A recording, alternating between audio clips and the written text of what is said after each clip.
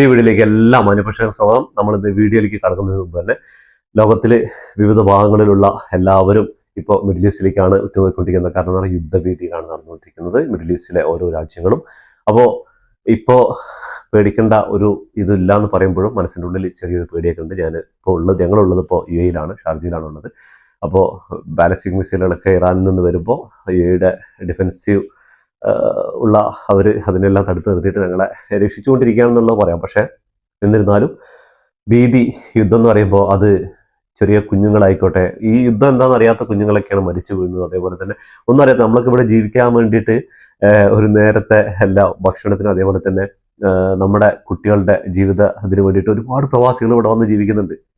അപ്പോൾ അവർക്ക് മേലുള്ള കടന്നുകയറ്റം, നമ്മളിതൊന്നും അറിയാത്ത ഈ രാജ്യങ്ങൾ തമ്മിലുള്ള പല പ്രശ്നങ്ങളും ഉണ്ടാവും. പക്ഷെ ഇതൊന്നും അറിയാത്ത ഒരുപാട് പേര്, നിരപരാധികളായ ഒരുപാട് പേര് മരിച്ചു വീഴാനുള്ളൊരു അവസരം ഉണ്ടാകുന്ന യുദ്ധം ഒന്നിനും ഒരു പരിഹാരമല്ല. സമാധാനത്തിന്റെ പാതയിലൂടെ, ചർച്ചയിലൂടെ ഈ യുദ്ധം എത്രയും പെട്ടെന്ന് നിൽക്കണമെന്ന് നമ്മൾ മനസ്സുകൊണ്ട് ആഗ്രഹിക്കുകയാണ്. അതേപോലെ തന്നെ എന്ത് തേങ്ങയ്ക്കാണാവോ ഈ ഫിഫ ഡിസംബറിൽ ഈ ചങ്ങായിക്ക് സമാധാനത്തിനുള്ള സമ്മാനം കൊടുത്തതെന്ന് എനിക്ക് ഒരു പിടിയും കിട്ടുന്നില്ല. ഫിഫയോടൊക്കെ ശരിക്കും പുച്ഛ തോന്നുന്നത്. ഇതിൽ കൂടുതലൊന്നും പറയാനില്ല.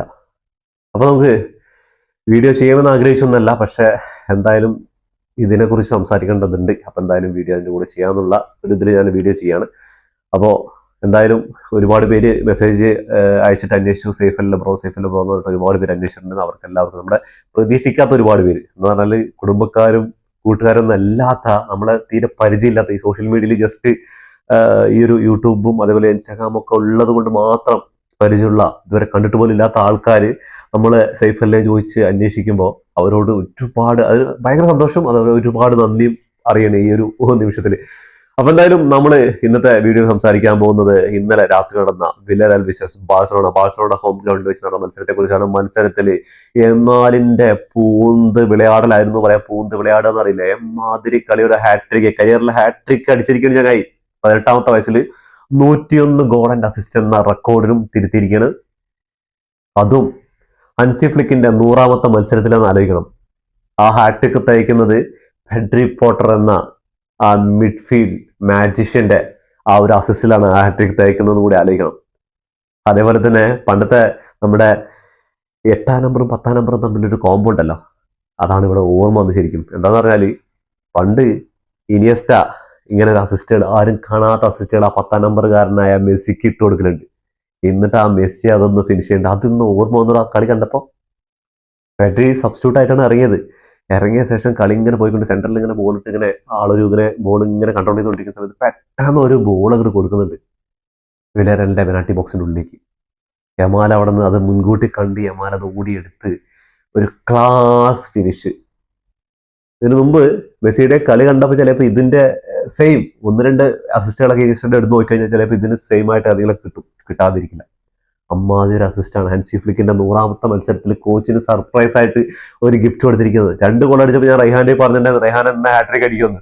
അപ്പൊ അവൻ പറഞ്ഞു ഹാട്രിക് അല്ല, ചിലപ്പോൾ അതിന്റെ ബോൾ അടിക്കാൻ ചാൻസ് ഉണ്ട്. പക്ഷെ ഹൻസി ഫ്ലിക്ക് ചങ്ങായിനെ സബ്സ്റ്റിറ്റ്യൂട്ട് ചെയ്തു. എന്തായാലും നോമ്പൊക്കെ എടുത്ത് ക്ഷീണിച്ചിരിക്കുകയല്ല, അപ്പൊ എന്തായാലും സബ്സ്റ്റിറ്റ്യൂട്ട് കുറച്ച് കളിക്കട്ടെ. എന്താ പറഞ്ഞാൽ അടുത്ത കളിക്ക് അറ്റൻഡിക്കാൻ വേണ്ടിയിട്ടാണ്. അപ്പോൾ എനർജി വേണം. അതേപോലെ തന്നെ റൂണിക്കും റാഷ്ഫോർഡിനും എല്ലാവർക്കും കളിക്കാനുള്ള അവസരങ്ങൾ വേണം. ഫസ്റ്റ് ഹാഫിൽ പെഡ്രി ഇല്ലാതെ, ഡിജോൺ ഇല്ലാതെ, ഇന്ന് സ്റ്റാർട്ടിങ്ങിൽ ഫെർമിനും അതേപോലെ തന്നെ ഓൽമോയും ബെർണാലുമാണ് 3 ആളാണ് മിഡ്ഫീൽഡിൽ ഉണ്ടായിരുന്നത്. അപ്പോൾ എന്തായിരിക്കും വില്ലറലിനെ പോലെ ഒരു ടീം? വില്ലറൽ പറഞ്ഞാൽ ലീഗിൽ 3ാം സ്ഥാനത്താണുള്ളത്. സ്റ്റാർട്ടിങ്ങിലൊക്കെ 1ഉം 2 സ്ഥാനങ്ങളിൽ ഭയങ്കര ഫൈറ്റ് കൊടുത്തിട്ടുള്ള ഒരു ടീമാണ്. അപ്പോൾ അവർക്ക് ക്യാമ്പ് നൗവിൽ വന്ന് കളിക്കുന്നുള്ള കാര്യമാണ് ആകുള്ളൊരു ആശ്വാസം. അങ്ങനെ ഇവര് 3 പേരായിട്ടാണ്. എന്തായാലും പെഡ്രിക്ക് ഇനി അടുത്ത അറ്റൻഡിക്ക് വേണ്ടിയിട്ട് കളിക്ക് ഫുൾ ടൈം കളിക്കേണ്ട ആവശ്യമുണ്ട്. അപ്പൊ അതുകൊണ്ട് പരിക്കൊക്കെ മാറി വന്നുകൊണ്ട് ഹൻസി ഫ്ലിക്ക് സബ്സ്റ്റിറ്റ്യൂട്ട് ആയിട്ടാണ് പെഡ്രിയെ ഇറക്കിയത്. അപ്പോൾ ഇവർ 3 ആളായിട്ട് കളി തുടങ്ങി. പക്ഷെ കളി തുടങ്ങി കുറച്ച് ചാൻസുകളൊക്കെ ക്രിയേറ്റും കാര്യങ്ങളൊക്കെ ചെയ്ത് യമാലിലൂടെ തുടങ്ങി ഗോൾ അടിക്കാൻ.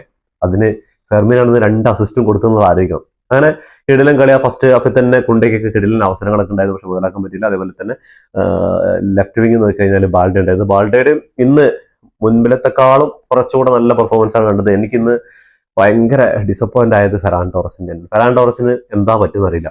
ചങ്ങായി മോശമൊക്കെ തന്നെയാണ്, പക്ഷെ ചങ്ങായിയുടെ ബെസ്റ്റാണ് ഈ സീസണിൽ തുടക്കം മുതൽ എടുത്തു. കഴിഞ്ഞ സീസണിലും അതേപോലെ ഈ സീസണിൽ തുടക്കം എടുത്തുകൊണ്ടിരുന്ന ബെസ്റ്റാണ്. ഇപ്പോഴും ലാലീഗിൽ ബാഴ്സലോണയുടെ top goal scorer Ferran Torres തന്നെയാണ്. അപ്പോൾ ആ ചങ്ങായിന്റെ ഭാഗത്ത് നിന്ന് ഇത്രയും എന്താ പറയുക, ആ ഒരു ചാൻസ് ബോൾ കൺട്രോൾ ചെയ്യാൻ, അതേപോലെ തന്നെ ഒരു വെറുതെ ഗ്രൗണ്ടിൽ കിടന്ന് ഇങ്ങനെ ഓടുക എന്നല്ലാതെ പ്രസ് ചെയ്യുന്നുണ്ടോ അതും ഫുള്ള് ചെയ്യുന്നില്ല, അറ്റാക്ക് ചെയ്യുന്നുണ്ടോ അതും ഫുള്ള് ചെയ്യുന്നില്ല, അതേപോലെ തന്നെ ബോൾ കൺട്രോൾ ചെയ്യാൻ പറ്റും അതും ഫുള്ള് ചെയ്യാൻ പറ്റും, ഒന്നും ഫുൾഫിൽ ആവുന്നില്ല. എവിടേക്കോ ഒരു പരിക്കൊക്കെ ഉള്ള ഒരു പ്ലേയേഴ്സ് കളിക്കില്ല അതേപോലുള്ള ഒരു മെന്റാലിറ്റിയിലാണ് കളിക്കുന്നത്.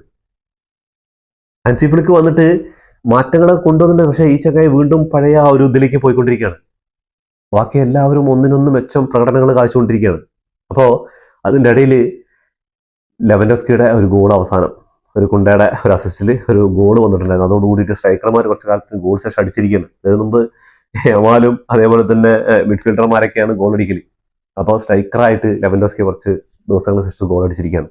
അതും ഓഫ് സൈഡ് വിളിച്ചിട്ടുണ്ടായിരുന്നു. അതിനുശേഷം ഓഫ് സൈഡ് വാറിൽ ഓഫ് സൈഡ് എല്ലാം തെളിഞ്ഞതിന് ശേഷമാണ് ഗോളാവുന്നത്. അങ്ങനെ 4-1 വിജയമാണ് വില്ലേറിൽ. വില്ലേറിൽ ഒരു സമയത്ത് 2-1 നിൽക്കുന്ന സമയത്ത് കിഡിലൻ പെർഫോമൻസിൽ അവര് മുന്നിലെത്തും അല്ലെങ്കിൽ സമനില നേടുന്നൊക്കെ എപ്പോഴും വിചാരിച്ചു.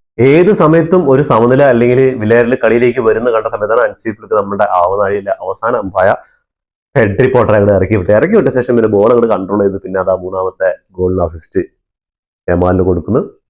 കളി 100% കൺട്രോൾ ആവുന്നു. എന്താ കാരണം എന്ന് പറഞ്ഞാൽ ഫസ്റ്റ് ഹാഫിൽ ബെർണാലിന് യെല്ലോ കാർഡ് കിട്ടിയിട്ടുണ്ട്. അപ്പൊ ഇനി സെക്കൻഡ് ഹാഫിൽ യെല്ലോ കാർഡ് കിട്ടി കളി തിരിച്ചു പോകണ്ടെന്ന് പറഞ്ഞിട്ടുള്ള ഒരു ഇതുണ്ട്. അതേപോലെ തന്നെ റഫീനയ്ക്ക് ഒരു യെല്ലോ കാർഡ് കിട്ടി. റഫീന എന്തിനാണ് ആ യെല്ലോ കാർഡ് വാങ്ങിച്ചതെന്ന് ഒരു പിടിയില്ല. ആ റഫറി ആണെങ്കിൽ പരമാവധി ക്ഷമിച്ചു നിൽക്കുക. എന്തൊക്കെയോ ആ ഒരു ഇടയിൽ കുറച്ച് പ്രശ്നങ്ങളൊക്കെ ആയി, 2 ടീമുകളും കോച്ചുകാരും തമ്മിലൊക്കെ പ്രശ്നങ്ങളുണ്ടായിരുന്നു.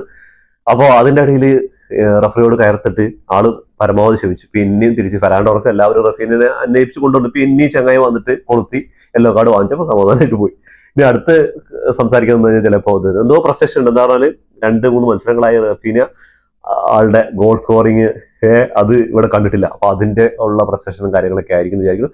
അപ്പൊ അതെന്തായാലും അടുത്ത കളിക്ക് അറ്റ്ലറ്റിക് മഡ്രിഡിന്റെ കൂടെ എന്തായാലും തീർത്തു കൊടുക്കുന്നുള്ള ഒരു വിശ്വാസത്തിലാണ് ഇപ്പൊ ഇരിക്കുന്നത്. റഫീനയുടെ ആ ഒരു കംബാക്കിനെ കാത്തിരിക്കുകയാണ്. അപ്പോ അങ്ങനെ കളി 3-1 അവസാനിക്കുന്നു വിചാരിച്ച അവസാന സമയത്താണ് കുണ്ടയുടെ എക്സ്ട്രാ ടൈമിൽ 90 മിനിറ്റ് ശേഷം കുണ്ടയുടെ ഒരു കിടലിന് അസിസ്റ്റിൽ ലെവൻഡോസ്കി അതും ഓഫ് സൈഡ് അവസാനം വാർ ചെക്ക് ചെയ്തപ്പോൾ ഓഫ് സൈഡ് അല്ലാന്ന് പറഞ്ഞാൽ അങ്ങനെ 4-1 വിജയം കിടിലൻ വിജയമാണ്. റയൽ മഡ്രിഡായിട്ടുള്ള പോയിന്റ് ഗ്യാപ്പ് വീണ്ടും 4 ഇനി അടുത്ത റയൽ മഡ്രിഡിന്റെ മത്സരം വരാണ്ട് അതിൽ റയൽ മഡ്രിഡ് വിജയിച്ചാൽ മാത്രം 1 പോയിന്റ് ഗ്യാപ്പ് ആവുള്ളൂ. അല്ലെങ്കിൽ ടേബിളിൽ 4 പോയിന്റോ അല്ലെങ്കിൽ 3 പോയിന്റോ ലീഡ് എടുക്കാൻ പറ്റും. അപ്പൊ എന്തായിരിക്കും അടുത്ത മത്സരത്തിൽ റയലിന്റെ ഒരു എന്താ പറയാ, റയൽ വിജയിച്ചിട്ട് അതേപോലെ 1 പോയിന്റ് ഗ്യാപ്പ് ആവോ അതോ റയലിന് എന്തെങ്കിലും പറ്റുമോ എന്നുള്ളത് നമുക്ക് കാത്തിരുന്ന് കാണാം. അപ്പൊ നമുക്ക് കളിയിലെ സ്റ്റാറ്റിസ്റ്റിക്സ് നോക്കിക്കഴിഞ്ഞാൽ 16 ഷോട്ടുകളാണ് ബാഴ്സലോണ എടുത്തിട്ടുള്ളത്. അതിൽ 8 എണ്ണം ഓൺ ടാർജറ്റിലേക്ക് എടുത്തിട്ടുള്ളത്. അപ്പോൾ വില്ലേറിൽ 7 ഷോട്ടുകൾ എടുത്തിട്ടുണ്ട്. അതിൽ 3 ഷോട്ടുകളാണ് ഓൺ ടാർജറ്റിലേക്ക് വന്നത്. 74% ബാൾ പൊസിഷൻ ഉണ്ടായത് ബാഴ്സലോണയ്ക്ക്. വില്ലേറിയലിന് കൂടെ ആണെങ്കിൽ 26% ബാൾ പൊസിഷൻ ഉണ്ടായിരുന്നു. 766 പാസ് കംപ്ലീറ്റ് ചെയ്തപ്പോൾ 272 പാസ് കംപ്ലീറ്റ് ചെയ്തിട്ടുണ്ട്. അതേപോലെ തന്നെ 93% ബാഴ്സലോണ പാസിംഗ് അക്യുറസി ഉണ്ടായിരുന്നു. അവിടെ 78% ഫൗൾസ് നോക്കുകയാണെങ്കിൽ 13-ഉം 9-ഉം. യെല്ലോ കാർഡ്സ് 2-ഉം 1 കിട്ടിയിട്ടുള്ളത്. കോർണേഴ്സ് നോക്കുകയാണെങ്കിൽ 3-ഉം 2-ഉം കിട്ടിയിട്ടുള്ളത്. ഇപ്പോഴും ബാഴ്സലോണയുടെ പ്രശ്നം എന്ന് പറഞ്ഞാൽ കോർണേഴ്സിൽ ഗോൾ കൺസിഡർ ചെയ്യേണ്ട ഒരു കാര്യം, അല്ലെങ്കിൽ ഇന്ന് ക്ലീൻ ഷീറ്റ് ആയിരുന്നു. അപ്പോ ഇങ്ങനെയൊക്കെയാണ് കളിയിൽ. പിന്നെ ഓൽമോയുടെ കാര്യം എനിക്ക് എന്താ പറയാ, ചങ്ങായി കിട്ടുന്ന അവസരങ്ങളൊക്കെ അങ്ങോട്ട് ഫിനിഷ് ചെയ്യാൻ കഴിഞ്ഞിരുന്നെങ്കിൽ 1-2 ഗോൾ ആള് ഓരോ കളിയിലും സ്കോർ ചെയ്യുന്നുള്ള കാര്യമാണ്. ഗാവിയുടെ തിരിച്ചുവരവാനായിട്ട് എത്രയും പെട്ടെന്ന് കാത്തിരിക്കുക. എന്താ പറഞ്ഞാൽ ഓരോ മിഡ്ഫീൽഡർമാർക്ക് ഇപ്പോൾ ഡിജോൺ എന്തായാലും ഒരു 4-5 കളിക്ക് ഇനി ബാഴ്സലോണയ്ക്ക് അവൈലബിൾ ആയിരിക്കില്ല. അപ്പോൾ ഗാവി എത്രയും പെട്ടെന്ന് സ്ക്വാഡിൽ തിരിച്ചെത്തിയിട്ട് ഒരു റൊട്ടേഷൻ കാര്യങ്ങളൊക്കെ നടന്നാലാണ് പരിപാടി നടക്കുള്ളൂ എന്ന് വിചാരിക്കണം. അല്ലെങ്കിൽ കണ്ടില്ലേ, ബാൽഡിയും കൊണ്ടൊക്കെ കളി സ്പീഡാക്കി തുടങ്ങി. എന്താ പറഞ്ഞാല് അടുത്ത ആളോടെ വേക്കൻഡിൽ പിന്നാലെ ഉണ്ട് എന്നുള്ള ഒരു ബോധ്യമുണ്ട്. അപ്പൊ എന്തായാലും കളിച്ചില്ലെങ്കിൽ സ്റ്റാർട്ടിങ്ങിൽ ഉണ്ടാവില്ല, ബെഞ്ചിലിരിക്കേണ്ടി വരുന്നില്ല. അതേപോലെ റാഷ്ഫോർഡ് ഇന്ന് വന്ന് കുറച്ചു നേരം ആളുടെ, അതേപോലെ റൂണിയും കളിക്കാൻ ഇന്ന് കുറച്ച് ടൈം കിട്ടിയിട്ടുണ്ട്. അതൊക്കെ അടുത്ത മത്സരത്തിൽ ഗുണം ചെയ്യുന്നു വിചാരിക്കുന്നു. അടുത്ത അത്ലറ്റിക് മഡ്രിഡ് മത്സരത്തിൽ എന്തായിരിക്കും സ്റ്റാർട്ടിങ്ങിൽ ഹാൻസി ഫ്ലിക്ക് എന്തായിരിക്കും കാണുക. അന്നത്തെ 2 മത്സരം തോറ്റോടുകൂടി ഹാൻസി ഫ്ലിക്ക് ടീമിൽ കുറച്ച് മാറ്റങ്ങളും കാര്യങ്ങളൊക്കെ കൊണ്ടുവന്നിട്ടുണ്ട്. അതേപോലെ തന്നെ ആ ടീമിന്റെ ആ ഒരു എനർജിയിലൊക്കെ വ്യത്യാസം വന്നിട്ടുണ്ട്. അപ്പൊ എന്തായാലും അടുത്ത മത്സരമാണ് ബിഗ് മാച്ച്. കമ്പൊക്കെ അടിക്കില്ലെന്നൊന്നും പറയാൻ പറ്റില്ല. എന്താ കാരണം എന്ന് പറഞ്ഞാൽ അത്ലറ്റിക് മഡ്രിഡാണ്. അതിനെതിരെ 4 ഗോളുകൾ അടിക്കണം, 4 ഗോളുകൾ കൂടുതൽ അടിച്ചു ജയിക്കണം. അപ്പൊ വലിയൊരു കടമ്പ തന്നെയാണ്. അപ്പൊ കാത്തിരുന്ന് കാണാം എന്തായിരിക്കും സംഭവിക്കുക. അതും ഫൈനലിലേക്കുള്ള കടമ്പയാണ്. അപ്പൊ എന്തായാലും ബാഴ്സലോണ കൈ നെയ്മർ എന്ന് പറഞ്ഞു. എന്തായാലും നെയ്മർ അന്ന് പണ്ട് പറഞ്ഞ പോലെ 1% ചാൻസും 90% ഫെയ്ത്തും അതേപോലെ യമാന് പറഞ്ഞിട്ടുണ്ട്. അപ്പൊ എന്തായാലും കാത്തിരുന്ന് കാണാം. അപ്പോൾ ഇതോടുകൂടി ഈ വീഡിയോ അവസാനിക്കുന്ന ഫുട്ബോൾ ലോകത്തെ പുതിയ വിശേഷങ്ങളായി വീണ്ടും കാണാം. ഈ വീഡിയോ ഇഷ്ടപ്പെട്ടാൽ ലൈക്ക് ചെയ്യുക, ഷെയർ ചെയ്യുക, സബ്സ്ക്രൈബ് ചെയ്യുക. അതേപോലെ തന്നെ നമ്മുടെ നാട്ടിലെ മാപ്രങ്ങൾ തന്നെ പറയണം, ഇവർ പടച്ചു വിടുന്ന ന്യൂസുകൾ ദയവ് ചെയ്ത് നമ്മുടെ കുടുംബക്കാരും ചങ്ങായിമാരും എല്ലാവരും നാട്ടുകാർ ഒന്നും വിശ്വസിക്കരുത്. അവരൊക്കെ സ്ഥിരീകരിക്കാത്ത ന്യൂസുകൾ സ്ഥിരീകരിച്ചില്ലേ പിന്നെ എന്ത് തേങ്ങക്കാണ് നിങ്ങൾ ന്യൂസ് പറയുന്നത്? സ്ഥിരീകരിച്ച ന്യൂസ് പറഞ്ഞാൽ പോരെ? ഇതൊക്കെ ഒഫീഷ്യലായിട്ടുള്ള സൈറ്റുകളിലും കാര്യങ്ങളും വരുന്നുണ്ട്, അവിടെ നോക്കി മനസ്സിലാക്കാം. അല്ലെങ്കിൽ വിശ്വസനീയമായ സോഴ്സിൽ നിന്ന് മാത്രം എടുക്കുക. വെറുതെ ടെൻഷൻ അടിപ്പിച്ച് നാട്ടുകാരനെ, അല്ലാതെ വേറെന്താ? അപ്പൊ എന്തായാലും യുദ്ധമൊക്കെ പെട്ടെന്ന് തീരട്ടെ എന്ന് മനസ്സുകൊണ്ട് പ്രാർത്ഥിച്ചുകൊണ്ട് ഈ വീഡിയോ അവസാനിപ്പിക്കുന്നു.